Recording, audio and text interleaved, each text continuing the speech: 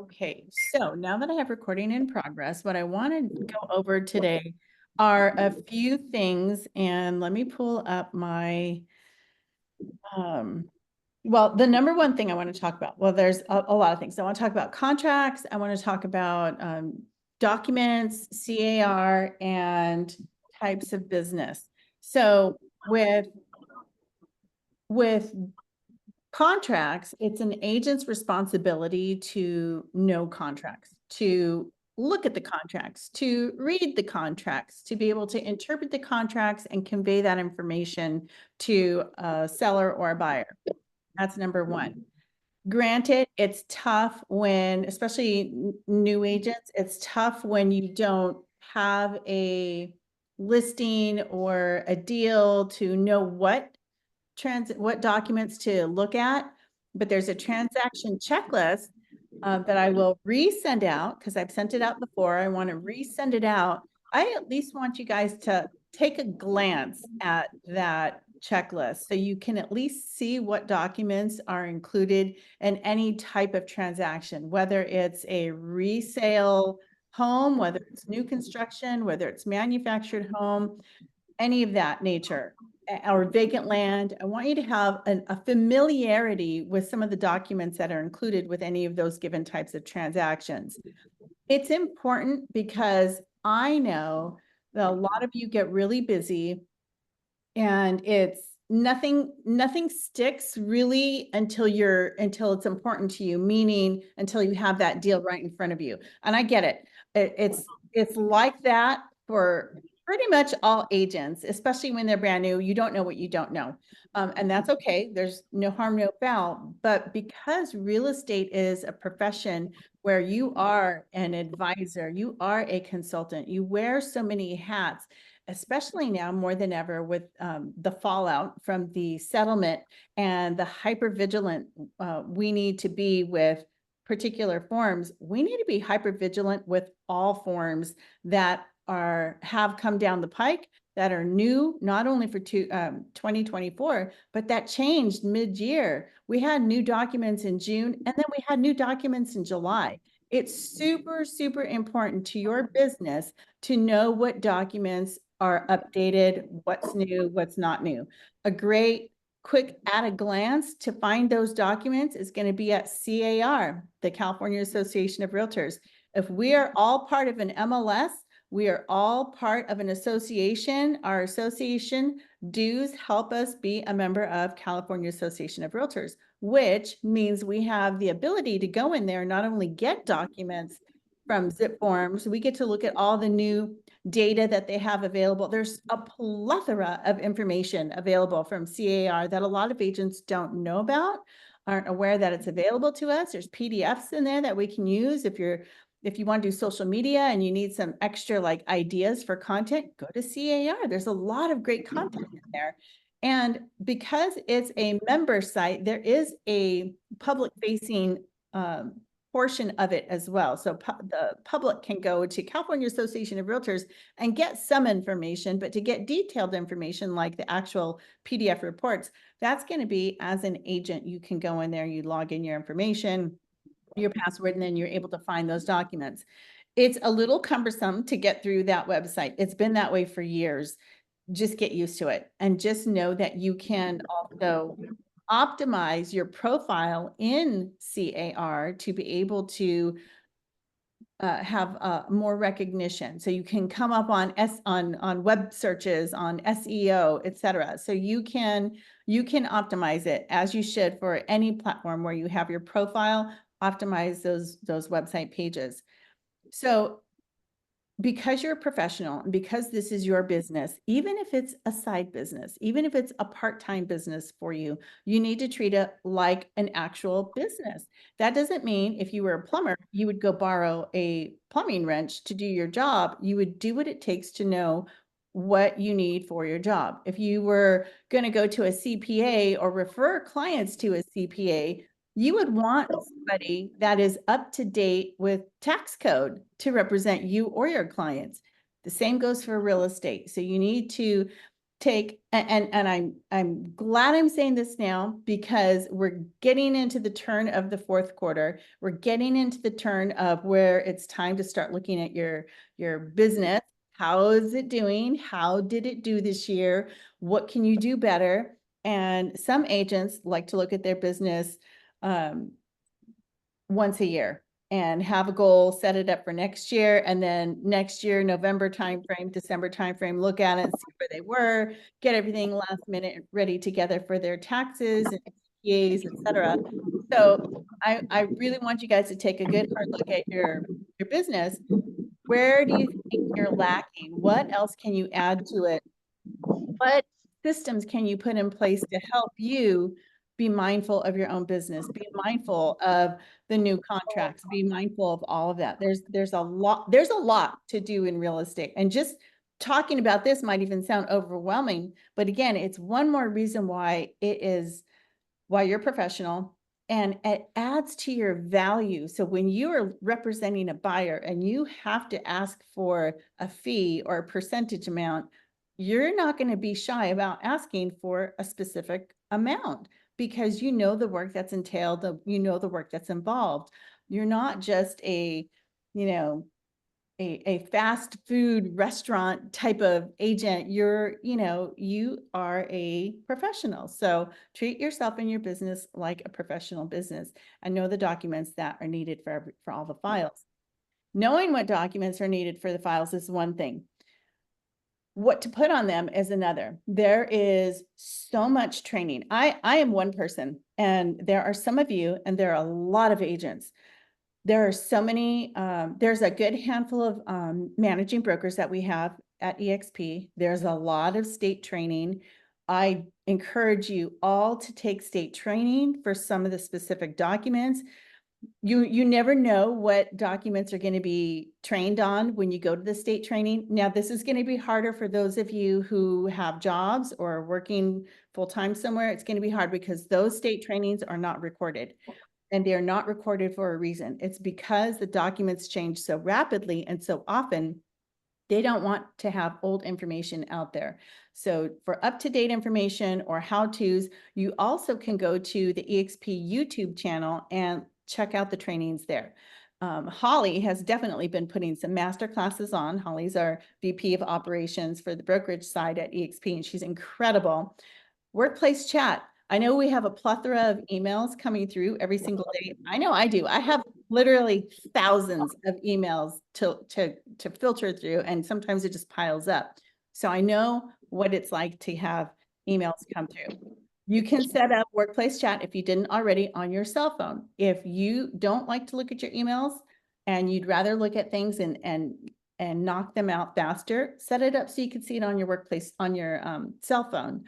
Workplace chat is great because there's a lot of trainings going on there. And there's always all these a la carte trainings that are happening from agents who are training on these things. Some of the big icon agents are training a lot too. So plug in where you find you can, plug in when you can. I'm always available, but I don't want to be an enabler either. I realize that today. I think that I might be enabling to some degree, and I don't want you all to take advantage of that. What I would really prefer is that everybody come to me with the issue, but also with what a proposed solution. I want you to be resourceful. I want you, because you are your own business person. This is your personal business. I want you all to be able to, if you have an issue, try and look it up first. Try and see what you can to find where you might be able to find an answer. What I want you all to do before you send any documents out to anybody for any signature, I want to see it first before it goes out, because that'll save you time. It'll save you headaches. It'll save additional paperwork to write up again over and over. We don't want that. I want you to put your best foot forward whenever you're representing your client, whether it's a seller or a buyer. I want you guys to be like, wow, I want the other agent to not know that you're new. I want them to think that you've been doing this for a minute by being so diligent with not only your paperwork, but with how they're filled out. If some of you are using TCs, instruct them. If you're not sure, ask me, and I'm happy to give you instruction to give to the TC. Some of the Turn right TC, on Commercial Way. Then take the first left onto Elm Avenue. some of the TCs are broker licensed or realtor licensed, which is fabulous. However, you are still the agent that has a contract with the client, not the TC. They're there to push paperwork to the client, get signatures, that's it. That's not their job to try and interpret, even though they have their license, and it's a gray area sometimes, and sometimes they're great in a pinch, but they're there to do the paper pushing for you because you're too busy doing your work, real job, or out there getting other business. So it's just super important that you guys all do that. One of the other things I want to bring up is, does anybody have any questions about that first? No? Okay. Cool. One of the things I want to bring up is commercial business. So as a realtor here at EXP, and if you have a client who wants to sell a commercial building, you can represent them. However, it is highly, highly, highly recommended you partner with a commercial agent, somebody that's willing to show you the ropes, or have you be the front-facing agent on the deal, but have them pay them a good chunky referral fee on the back end to help you. Because if you're not commercial licensed, commercial is a different bird altogether. It might seem super easy, but there's a lot of intricacies and complications that can happen with selling a commercial deal, a building or a lease, anything like that. You definitely want to have a commercial agent involved, especially if it's your first, second, third, or fourth deal. After that, fine, get your commercial license and be both, or be one or the other. But you don't want to just start willy-nilly, start doing leases, because that is our legal department and any attorneys. Well, I'll say it's our legal department's, kind of nails on the chalkboard when agents handle commercial deals and they're not commercially licensed. It's a big deal. You don't want to do that. The other thing you don't want to do, but you can do it, you could do commercial deals, just have somebody help you with it that's commercial licensed. Okay. The other thing we cannot do is sell businesses. You cannot sell a business as an agent at EXP. Is it legal to sell businesses in California? Yes. Do you have to have your real estate license to do it? Yes. Do you have to be a business broker? You can be. It depends on the brokerage you're in. At EXP, you cannot sell businesses. You can only sell the commercial building that a business is in, but you can't sell the business. Okay. What else did I want to tell you? How about and a no also for property management, right? Oh, yes. Thank you. Yes, you cannot do property management either. You have to have a broker's license to do property management, but I have my broker's license. I'm an agent at EXP. I'm a broker at EXP. I cannot do property management at EXP. The only way I could do property management is if I had 1, 2, 3 property management ABC company handling all of the property management. Yeah, I might be a broker of that, but I'm not doing anything through EXP with that property management company. It's completely 100% separate. Nothing's getting funneled through EXP. And hey, Christine, I have a quick question. yeah. To clarification on the commercial licensing or certification portion of it. Yeah. At the stop sign, is there something different that we need to do, or is that just something that comes with experience so that you know what you're doing? Both. There is licensing you can get and certifications for it. You can go to the CCIM website. You could talk to our commercial division and ask them what's entailed to be a commercial agent here at EXP. I know that EXP wants you to, and they can give you specific step-by-step instructions, but I do know that they want you to, kind of like with the mentor program, they want you to shadow with a commercial agent for your first couple of deals, and then they cut you loose. But you have to have the CCIM, I believe. And I know there's a fee for that. I don't know how much it is, and I don't know how long it's entailed for the classes for it. I thought there was some kind of class going on not that long ago at EXP. I think they might even have them monthly or quarterly. You can check. There's a class schedule to see what EXP. I think you can go to EXP University and check there. They might have a schedule of when they have classes for it. But yeah, if that's something you are thinking you want to go down, because we talked about this before, actually, I do remember. Talk with the commercial division just so you Yeah, have. no, I'm not really like in a huge rush, and I don't have anything pending. It's just kind of it's coming soon, and I've had some clients already kind of like approach me and say, hey, you know what, we have some plans in the future, and so the best thing for me to do is kind of get my ducks in a row and kind of be prepared for when the time comes, because Mhm. it may be 2-3 months away, but you know, time flies. So It does so fast. I know. And you're super busy too. So you need to schedule that in, the time for researching, make appointments with yourself just so you can do some research time on some of this, because it is, I know for you, it's going to be a big branch of your business when you do it. So yeah, that'll be really important. I would say as a new agent, I spent like my second year really watching a lot of videos, a lot of trainings.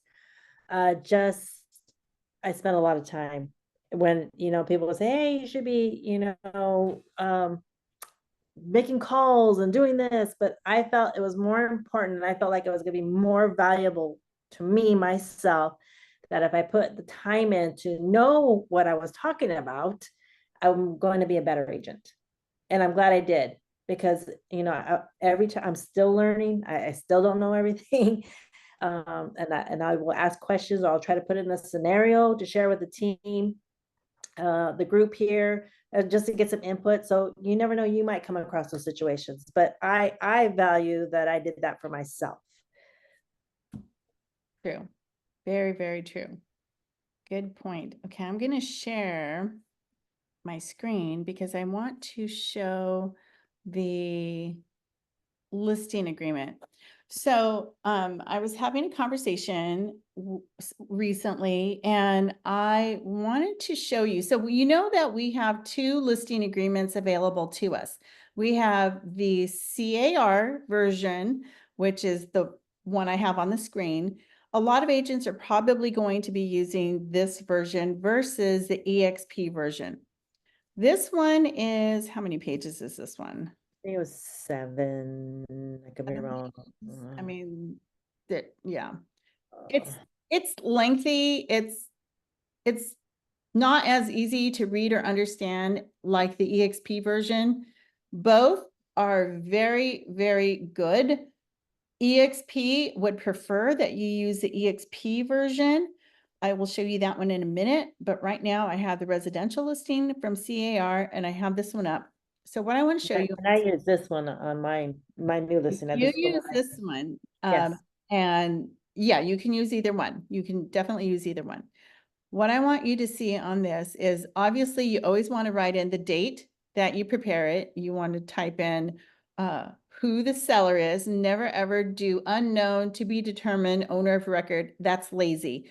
Find out who the seller is. If you need to call the agent and ask them, who's the seller? Oh, it's a trust. Great. May I have the exact name of the trust? I want to have it right on the offer. Or when you're talking to the, I'm sorry, not the agent, because you're going to be the agent. You're going to ask the owners, who is it? Oh, it's a trust. I'm the executor, I'm the trustee, or whoever. Great. I need the exact name so I can put it on the listing agreement. Ask them and they'll give it to you. And then you have to make sure you always put in the city, the county, the zip code, and the parcel number. The listing period cannot be more than 24 months on these. I guess they used to be, and I know that I've seen land for longer than 2 years, but they don't want you to have a transaction or a listing agreement longer than 24 months. So keep that in mind. Listing price. So it used to be, we wanted to have a listing price in there. You want to have some kind of listing price in there. You can always amend it. You can modify the term of this agreement if you find out after. So when you're out talking to a client and you haven't decided on, well, you haven't decided on the price, the seller's always going to decide on the price. If they haven't decided on a price, you're not going to put to be determined. You can leave it blank for now, but when you go to the listing presentation and you talk marketing, you talk comps, you talk price ranges, the seller is always going to come up with a price. They know what their bottom number is. You need to have a number from them. If they say, well, we want to put it on the exclusive list first and then see what comes in, and then we'll kind of get a feel for the market. That's great. Here's the range of comps. I need you to pick a price. We have to have a price on this document. It cannot be to be determined. We can always adjust this price later. Okay, great. You need to have a price. So I'm letting you know that now. If the property is a probate or if it's a manufactured home, I love it when you check mark these boxes. This MHLA form for the manufactured home, as an example, would or should automatically populate underneath the rest of all these pages. If it doesn't, here's the code, the acronym for you to go into zip forms and make sure you pull it. If for whatever reason it doesn't automatically pull it, you need to go in there and do that. Compensation to seller's broker. Christina, Yeah. sorry to interrupt, but as soon as you mentioned manufactured home, I Yeah. had to say it because it's big news. So they're opening up with a few carriers manufactured home insurance in California again. So if anybody's having any issues with that, let me know. You know, we can definitely get them something good. But That's good. it looks like on the home front, on the insurance side, things are looking good for next year. Things are opening back up, so we'll see. That's good. Great. But on the contract note, I remember this form when we filled it out for the offer in Salinas. So yeah, very good. Awesome. Awesome. Okay.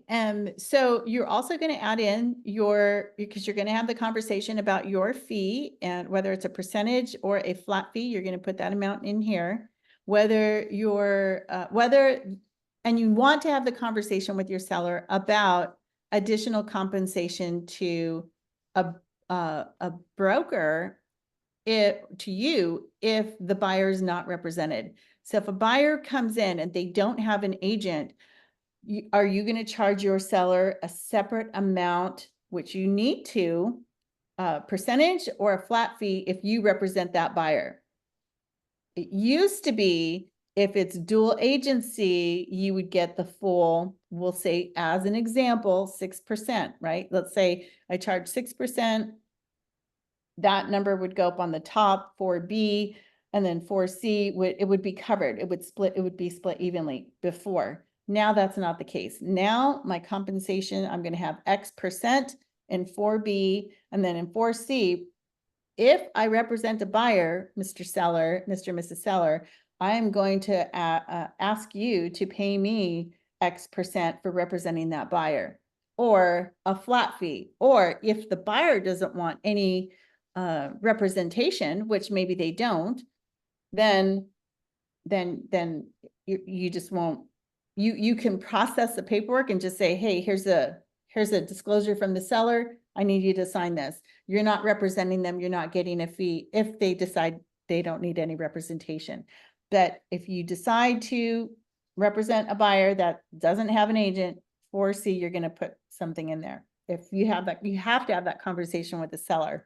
Okay. And then items included in the sale, items excluded in the sale, what's leased or liened.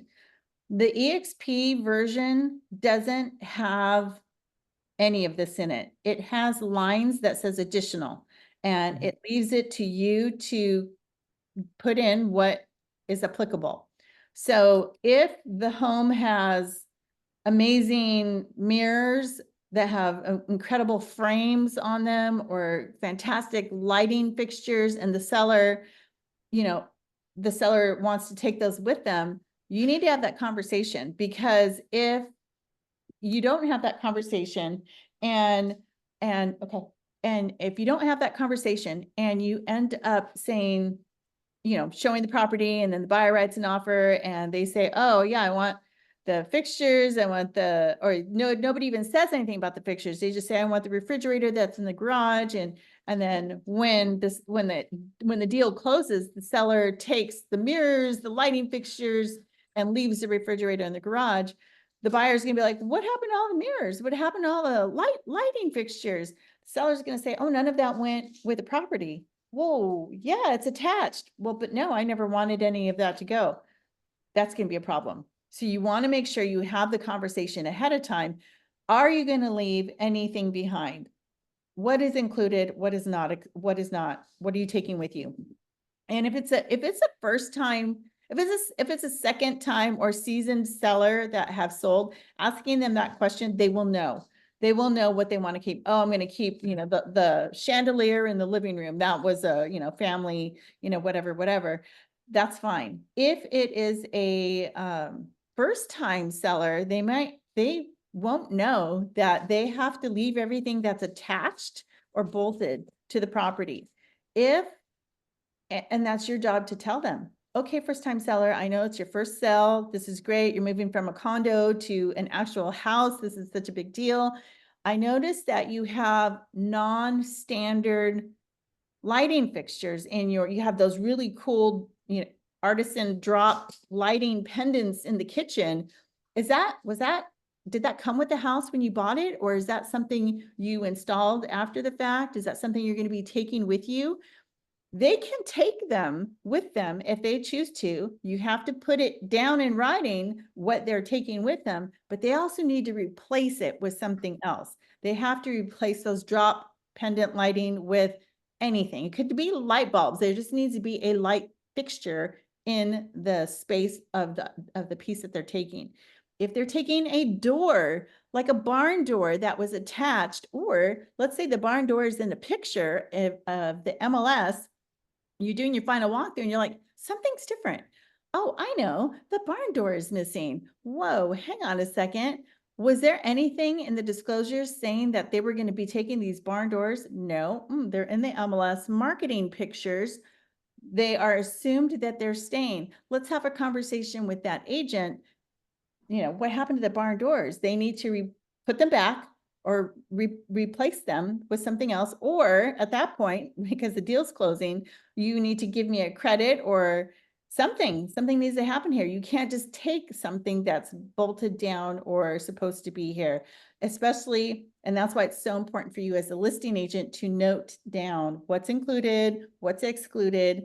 Leased items, Michelle can talk to you all day about solar, whether it's leased or owned, how that can affect a buyer. Manuel can talk to you how that can affect a buyer if the buyout on the solar is X amount and the new buyers don't even qualify to take over the new, or if it's a lease, they don't qualify to take over the new lease, or the solar company is going to upcharge on the transfer now that it's a different owner, that the buyers debt to income ratios might be so tight that an extra 20, 60, 80 bucks might kick them out of the deal.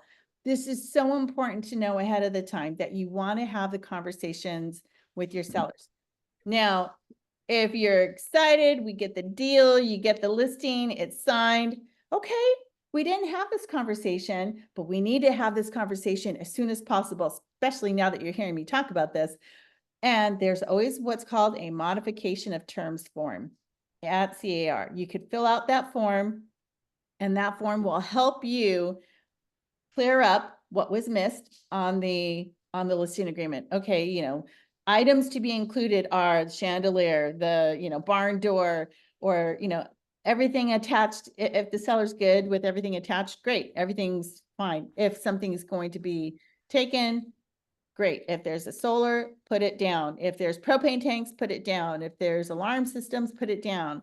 Is a propane tank leased? Is it owned? There's a lot of questions to ask surrounding different types of properties, whether they have public utilities, whether they have private utilities. Is there a well? And is it shared by maybe 4 people instead of 10 people? Is there a road agreement? All these things need to be talked about in all the different areas. And if you're not sure, that's where you ask me, hey, I have a country property. I'm going to ask you all these questions. you need to write stuff down, and you need to have a system that works for you, however it works for you, to ask the questions. When the best time is before you're at the listing presentation. Next best time is at the listing presentation. Then finally, you definitely want to have these questions answered before you have a buyer and an offer in place, because they're already going to assume everything is included when it's not. And so you need to make sure you have so you have three checkpoints to get that information. And it's your job to, as the agent getting paid these big bucks, to be able to make sure you ask those questions. Any questions on what we've talked about so far? So for say example, everything's included in my listing, whatever, like fridge. He forgot to say there's he has a water softener, and that's fine, it's staying anyways. And it happens at the listing appointment. You're going through so many things, you have so many things on your mind. I didn't even know where it was until you showed me where it was in the garage, because I wouldn't have known. I thought that was a water heater. Oh, Because oh the yeah, door some of looked them like are a that water. big. Yeah, yeah. Yeah, so I mean, those things happen, but it's not like he's taking it. So and we missed it now that I'm thinking about it on the listing agreement, but it's gonna be, and I will let the agent know at the time of the conversation, whoever puts an offer, to include a water softener, which I did in my description Is it too. on the TDS? Yes, Well, then there you go. At least it's somewhere, so that's Yeah. good. If it's Yeah. there, and that's one thing too. When you get the TDS, the transfer disclosure statement, and the SPQ, those are two new documents that have changed so many times. The newest version is July 1st, so you want to have that one Mm. that you use when you're representing the seller. If it's mentioned on there, you want to review everything that they mark. If there's any yeses on there, if it's no, no, no, no, no, great, clean, easy. If it's yes, yes, yes, yes, yes, or any yeses, they have to have remarks of what those yeses are, and you need to be sure you know what those are. If there was anything else that they fixed, repaired, had contractors in, if they have receipts, get that information. If it was something that somebody fixed, 10 years ago, but they have a good recollection, have them write it out. Like, okay, I remember us doing the kitchen remodel, I don't know when, but, maybe within the last 10 years, we did a remodel, we did cabinets, we did countertops, we did bathroom tile, if whatever they can remember is going to be helpful. And it's never bad to over disclose. You can always over disclose. That's okay. Totally okay. Nobody's going to be mad at you for over disclosing. It's when you don't disclose, or they painted the garage and, well, why did they fresh paint the garage? It looks like there's, oil stains. Was there something going on here? Whenever there's fresh paint, it's like, oh, nice, there's fresh paint. But depending on how old the house is, it's like, what are you covering up? Especially if it's not mentioned on the TDS or SPQ. So you really want to go over that. And then, because your clients, your buyers, won't know if it's something that should be called out or not. That's your job as their agent to say, oh, I noticed on the TDS there was a leak in the kitchen, and there wasn't anything mentioned on the insurance. So it must not have been a recurring thing, or they may not have made a claim to their home insurance, because anytime you have a claim with your home insurance for the same item 3 times in a row, that insurance company can kick you out and drop you. So, and right now it's just an issue anyways, but Daniel was talking about that earlier with insurance. So there's so many little nuances with every single deal. That's why every single deal is not the same. And it could be frustrating for you trying to deal with all the documents and all the paperwork. I get it. I definitely get it. And now there's even more paperwork than there ever used to be. So paying attention to all those little details is going to be what helps you be a better agent. It's going to help show the value that you have, that you're offering up to your clients. It's going to be why they want to use you over and over, and why they refer you to other people. Here's another one I wanted to mention real quick, the SPRP. So if a seller is going to sell one property and go to another one, that's great. Awesome. You can represent them on both sides. But what you definitely want to do is make sure you have this box right here Seller intends to include a contingency to purchase a replacement property as part of any transaction. That is like a baseball player going on to first base, second base. You have your foot on first base, you're not out, because if they want to buy a property, they're letting the sellers of the next property that they're going to buy know that I can buy your property over there in whatever city, town, USA, but I can't do it until I sell my property here first. That saves them, because if you don't have that included and you don't let the other side know that when you're helping your sellers buy a property, if you don't have that form and something falls through, they might be stuck with both properties, and that's not going to be good. So you want to make sure that you have a conversation and you want to look at that form and read that form, SPRP, seller purchase replacement property. You want to read that. Very, very, very important. And we only have 3 minutes left. Okay, what questions do you guys have?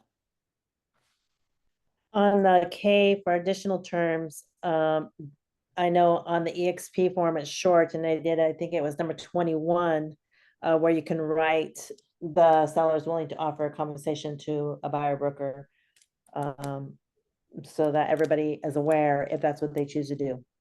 Right. So would you use it on K because it says additional terms on that page 2 of 7? Can you use that? Is that what you just asked? Can you write that right there where additional terms on the RLA? Yes. Because you're referencing this part on the EXP version, right? 21, I think, yeah. Is it 21? 21, yes. So on 21, Okay. yeah, and this is super important. This cheat sheet is super important if you use the EXP listing agreement, because the CAR listing agreement has all of this in there. Okay.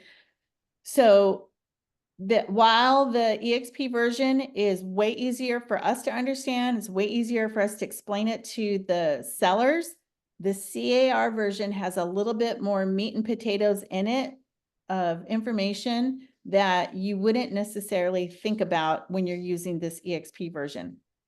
But for example, number 21, the SELM. If you take a listing today and it's not going on the market for another month, you're going to need that SELM form, SELM, seller exclusion from the list MLS, from the listing marketing, right? And that form says, hey, MLS, I took a listing, but my seller's not going to put it on the open public market for another 30 days. We have staging we're going to do. Great. You put a date on there. Always, always, always put the date, but then always add the words or sooner, because if you put it on October 1st and it actually goes on, October 10th, compliance at EXP is going to ding you and they're going to say, hey, whoa, we need a SELM. This didn't go on. You're like, oh, well, I took the listing back in September, but I didn't put it on the market until, later. So you need to make sure you have all the right forms in place. And whether or not they're going to consider a buyer concession, if so, great, have that conversation with them. Whether you put that amount there or not, you need to have the conversation with the seller. I know you're going to pay me, but are you willing to pay a buyer's agent as well? If so, how much? You can know how much. You can ask them if you want them to, if they want you to share that information, or keep it in your back pocket. If you keep it in your back pocket, you could be a hero to the seller, because you could say, hey, Mr. Seller, I know you're willing to pay 3%, but this buyer agent wrote up an